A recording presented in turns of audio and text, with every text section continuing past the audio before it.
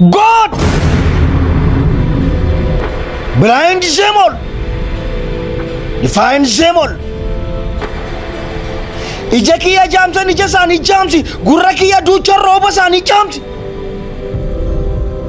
Warra giiftii kiyya anarraa fageesse fayyaatti madeessi warra nama deesse. God!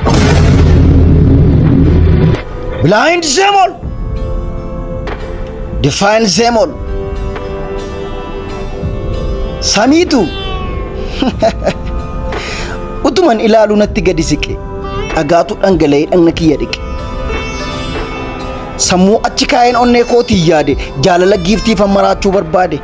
Daba firoonfadhee waan sirriin faalladhe wayyaa ofirraa baasee maraachuu jaalladhe. God! Blind Zemol! Define Zemol! Ija kiyya jaamsan ija isaanii jaamsi, gurra kiyya duuchan rooba isaanii jaamsi. Warra giiftii kiyya anarraa fageesse fayyaatti madeessi warra nama deesse. God! Blind Zemol! Define Zemol! Giiftiitu halkan abduu kootiin dachee irraa adda ba'e.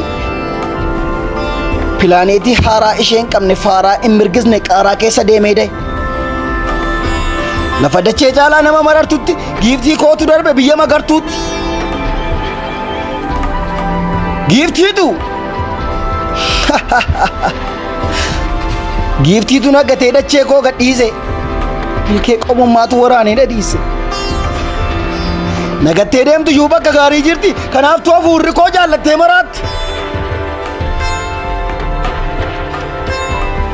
Maraachuun jaalladhe. Maraachuun jaalladhe jilba koo naammadhe harka kee yaada koo ni dhiikoo irra kaa'een harka koo dhungadhe.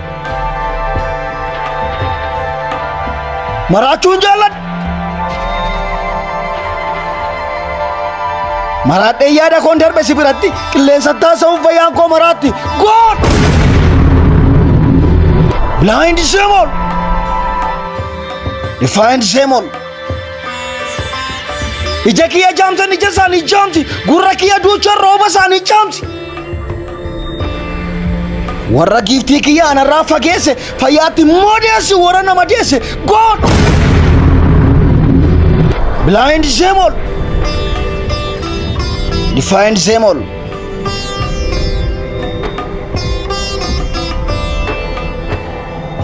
Maraachuun jaalladhe. Maraachuun jaalladhe yoo maraadhe malee yaada koon sin argu. Foonni koo naan margu hancufnuu naan mirgu yoo maraadhe malee of wallaale malee of gadhiise malee. Si argeen gammadu gammadeen boqodhu kanaaf jaalladhee kanan siin maraadhu. Utuutti nammaatiin dibichuu miiroo meeraa dafaa nan kaatu kaan itti diinome. Daba firoonfadhee waan sirriin faalladhe wayyaa ofirraa baasee maraachuu jaalladhe. God! Blind Zemol! Define Zemol! Ija kiyya jaamsan ija isaanii jaamsi, gurra kiyya duuchan rooba isaanii jaamsi. Warra giiftii kiyya anarraa fageesse fayyaatti madeessi warra nama deesse. God!